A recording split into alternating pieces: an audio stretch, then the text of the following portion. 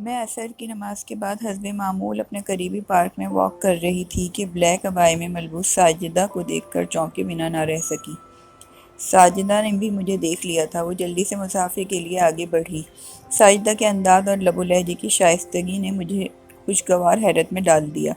ساجدہ سے میری ملاقات 5 سال قبل قریبی مسجد میں تراویح کے دوران ہوئی تھی۔ وہ مسجد کے کوارٹرز میں رہتی تھی اور مسجد کی صفائی کا کام انجام دینے والے خادم کی بیوی تھی۔ میری عادت تھی کہ صدقہ و خیرات اور زکوٰۃ کے لیے ایسے ہی مستحق لوگوں کی تلاش میں رہتی تھی۔ ساجدہ کی حال حلیے اور اس کے بچوں کے خستہ لباس نے اس کے گھریلو حالات واضح کر دیے تھے، اور پھر میری ساری ہمدردیاں ساجدہ کے ساتھ ہو گئی تھیں۔ مسجد کے خادم، مؤذن اور مالی کی بیگمات کی ضرورتوں کا خاص خیال رکھنا میرا فرض عین بن گیا۔ میں اللہ کا شکر ادا کرتی کہ تراویح کے لیے گھر سے نکلی اور اللہ پاک نے نیکی کا موقع عطا فرما دیا۔ مگر 2 سال قبل تراویح میں ساجدہ کو نہ پا کر میں نے اس کی 7-8 سالہ بیٹی فاطمہ سے اس کے بارے میں پوچھا تو اس نے بتایا کہ امی بہت بیمار تھیں، اس لیے گاؤں چلی گئیں۔ کیا ہو گیا تمہاری امی کو؟ میں نے پوچھا تو اس کے ساتھ بیٹھی ساجدہ کی نند رقیہ نے بتایا کہ بھابھی پر کچھ برے اثرات ہو گئے تھے اور دورے پڑنے لگے تھے۔ بہت علاج کے بعد بھی فرق نہیں پڑا تو بھائی انہیں گاؤں چھوڑ آئے۔ رقیہ کی شادی نہیں ہوئی تھی، وہ بھی ساجدہ کے ساتھ ہی رہتی تھی۔ ساجدہ کا چھوٹا سا کوارٹر ہمارے لاؤنج کے برابر ہی ہوگا، جس میں 2 چھوٹے کمرے اور کچن شامل تھا۔ اس میں ساجدہ کے 5 بچے اور نند بھی اس کے ساتھ رہتی تھیں۔ پے در پہ بچوں کی پیدائش اور وسائل کی کمی کی وجہ سے اس کے یہ دورے غیر یقینی نہ تھے، مگر اس کے بچے سب ہی بہت چھوٹے اور کمزور تھے۔ میں نے اللہ پاک سے صدقے دل سے ساجدہ کی صحت یابی کی دعا کی۔ اگلے سال کچھ مصروفیات کی وجہ سے میرا تراویح کے لیے بھی جانا نہ ہو سکا، مگر محلے کے سپر اسٹور پر ایک آدھ بار اس کی نند سے سامنا ہوا تو اس نے بتایا کہ بھابھی کی طبیعت بہتر ہے، مگر وہ گاؤں میں ہی ہیں۔ اور پھر آج 2 سال بعد ساجدہ سے اتنے اچھے حال میں ملنا میرے لیے خوشی کا باعث تھا۔ اس کے بچے بھی سب بہت اچھے صاف ستھرے حال میں ارد گرد کھیل میں مصروف نظر آ رہے تھے۔ آخر مجھ سے رہا نہ گیا اور ہم دونوں پارک کی بینچ پر بیٹھ گئے۔ میرے بےتابانہ سوالات کا وہ مسکرا کر جواب دیتی رہی اور میں ہر جواب پر اللہ کا شکر ادا کرتی رہی۔ اس نے بتایا کہ میاں صاحب کی تنخواہ میں 5 بچوں اور نند کے ساتھ گزارا بہت مشکل ہو گیا تھا۔ پھر انہیں اپنے گھر والوں کے لیے بھی کچھ رقم بھیجنا ہوتی تھی۔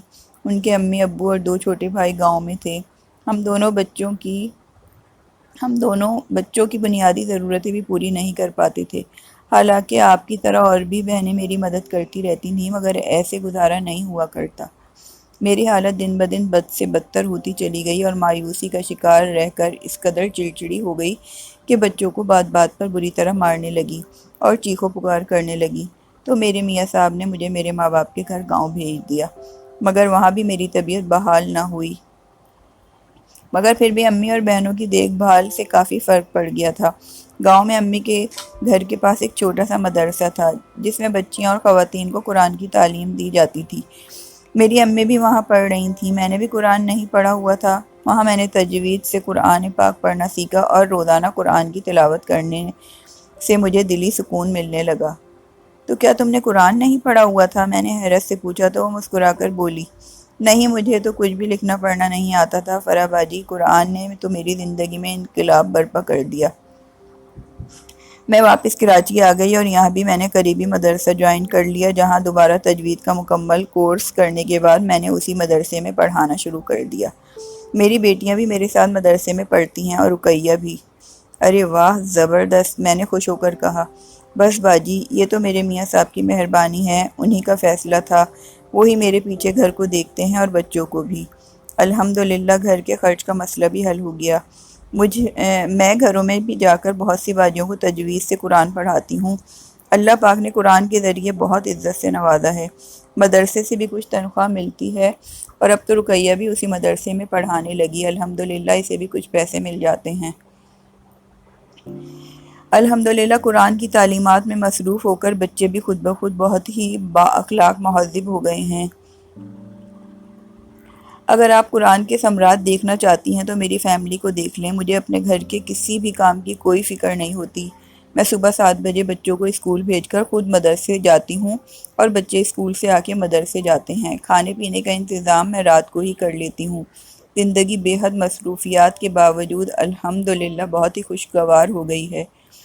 پہلے آپ کی طرح بہت سی باجیاں میری مدد کرتی تھیں، پھر بھی پورا نہیں پڑتا تھا، مگر اب الحمدللہ تھوڑے میں اللہ نے بہت برکت ڈال دی۔ اس کی باتیں سننے کے بعد میں نے بڑی ہی گرم جوشی سے مصافحہ کرتے ہوئے کہا، بے شک جو قرآن سے جڑ گیا وہ فلاح پا گیا۔ ہم دونوں مسکراتے ہوئے رخصت ہو گئے۔